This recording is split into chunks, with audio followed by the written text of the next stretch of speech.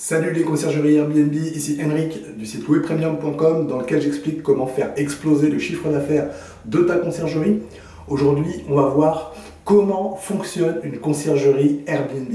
C'est parti!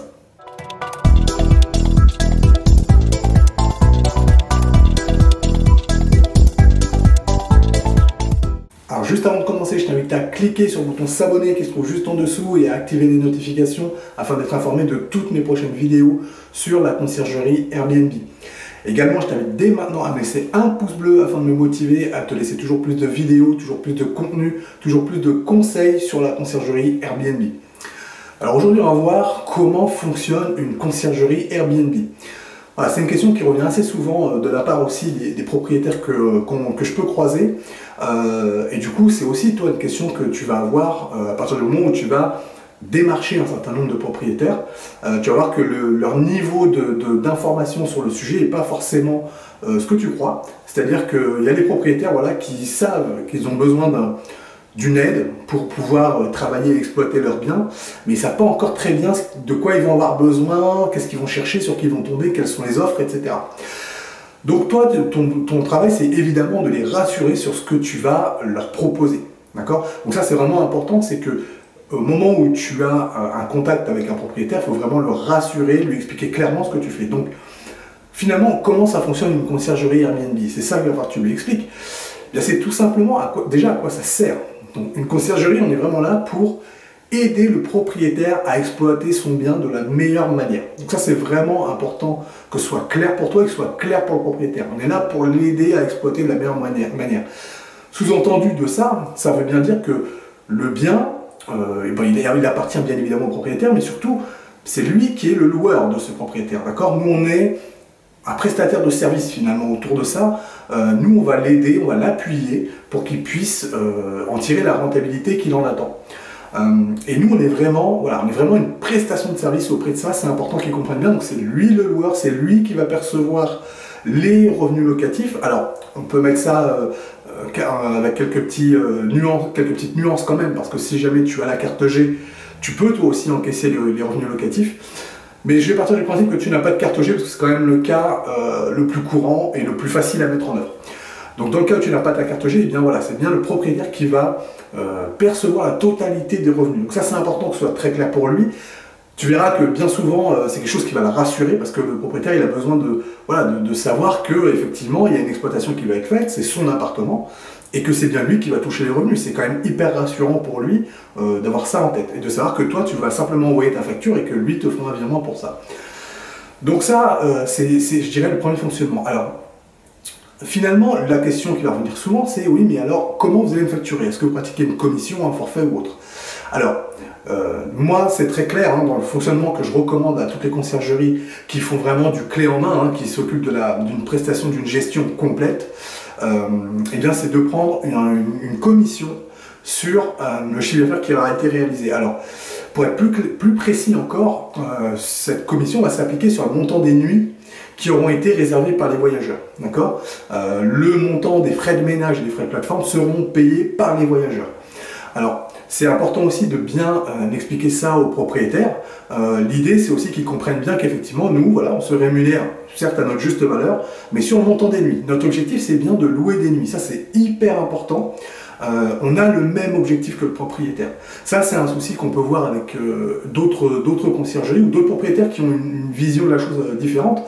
C'est que nous, on est là pour travailler dans le sens du propriétaire. Ça, c'est hyper important. Le propriétaire, ce qu'il veut, c'est quoi? C'est la rentabilité. Pour la rentabilité, qu'est-ce qu'il faut? Il faut qu'il loue des nuits. C'est la première chose à faire. S'il n'a pas loué de nuit, il n'aura pas de rentabilité. Donc, il veut louer des nuits. Donc, nous aussi, c'est notre objectif. Et du coup, en quoi c'est dans le même objectif que le propriétaire? C'est que si on a 2 réservations de 15 jours dans un mois, eh ben c'est parfait. C'est parfait, on aura loué toutes les nuits. Notre commission va s'appliquer sur le montant des nuits.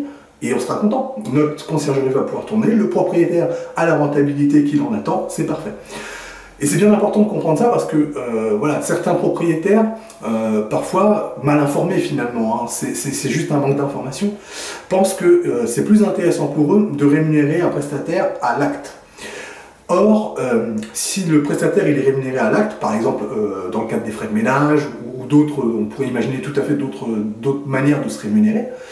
Si on était rémunéré à l'acte, Et ben en fait, notre objectif à nous, ce ne serait pas de louer, ce serait d'avoir un maximum d'actes à faire. Par exemple, si on se rémunère sur les frais de ménage, et bien notre intérêt, c'est de faire beaucoup d'interventions de ménage dans le mois. Sinon, l'affaire ne sera pas rentable pour nous. Nous, ce qu'on veut, c'est faire un maximum d'interventions de ménage dans le mois pour pouvoir gagner notre vie, tout simplement. Or, le propriétaire, qu'est-ce qu'il veut? Il veut louer des nuits. Il ne veut pas qu'on fasse du ménage. C'est ça, à la limite, c'est des charges, ça l'embête plus qu'autre chose. Donc, ce qu'il veut, lui, c'est louer des nuits. Donc, si nous, notre objectif, c'est de faire un maximum de ménage, notre demande, ça va être quoi? Monsieur le propriétaire, je voudrais que vous fassiez que du une nuit pour que je puisse intervenir tous les jours. Là, j'ai quelque chose à gagner. Et donc, tu vois bien que si tu pars dans ce sens-là, on est sur deux philosophies totalement différentes et qui sont même, à mon sens, opposées, qui vont se confronter.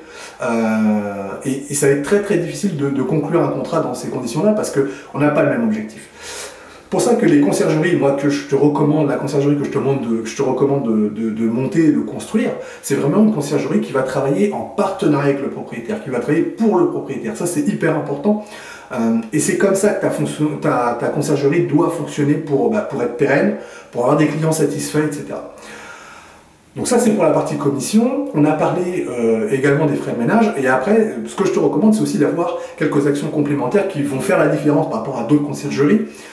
C'est par exemple tout ce qui va être de la maintenance, puisque du coup, bien évidemment, il y aura du ménage qui va être fait, mais parfois, il va y avoir des petits bobos dans l'appartement, ça peut arriver. Le voyageur qui va rentrer dans l'appartement avec sa valise, et puis la valise qui aura frotté contre le mur, soit on arrive à nettoyer, mais pas tout le temps, et du coup, juste de mettre un petit coup de pinceau, un petit coup de peinture blanche, ça peut suffire pour soigner le bobo, comme je le dis souvent. Et du coup, ce type d'acte, c'est très difficile d'aller trouver, j'allais dire, un artisan, si on peut dire ça comme ça, qui va accepter de se déplacer pour ce type d'acte. Donc, tu vois bien que si quelqu'un se déplace pour ça, tu vas payer extrêmement cher pour le peu qu'il y a à faire.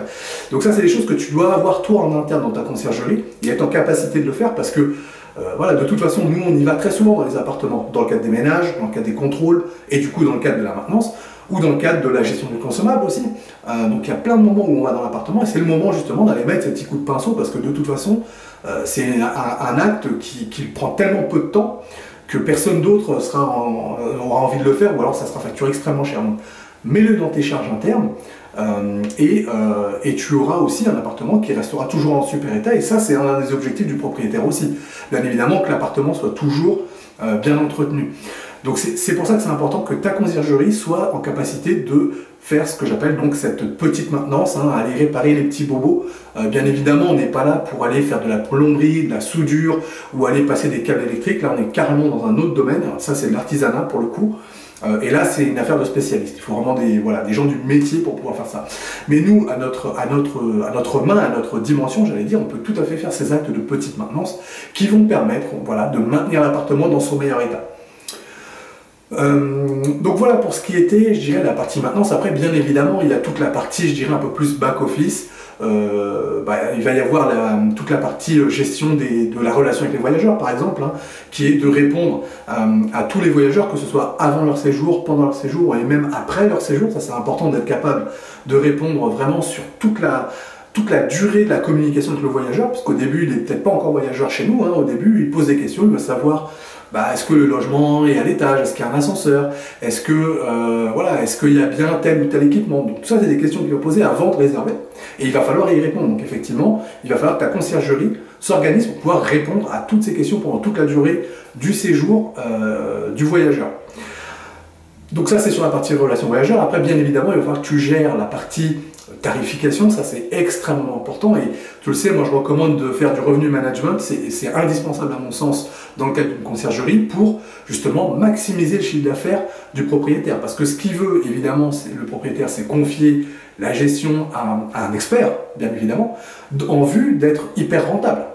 Donc évidemment, si on n'arrive pas à louer plus cher que ce qu'aurait fait le propriétaire, tu te rends bien compte qu'avec les 20% ou en tout cas la commission que tu vas lui prendre, finalement il gagne moins, quoi. Donc c'est pas forcément super intéressant. Par contre, si toi tu es en capacité de lui montrer que tu peux augmenter le chiffre d'affaires de 20, 30, 40%, et bien même si toi tu coûtes 20%, tu vois bien qu'il a gagné des 20% supplémentaires dans sa poche. Et en ayant tout délégué, donc c'est quand même génial.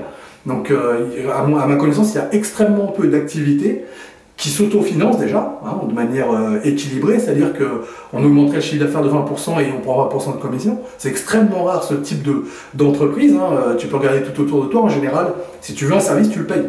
Et il ne te rapporte pas forcément beaucoup. Donc nous, on a la chance d'être dans un service qui permet justement aux propriétaires de gagner plus.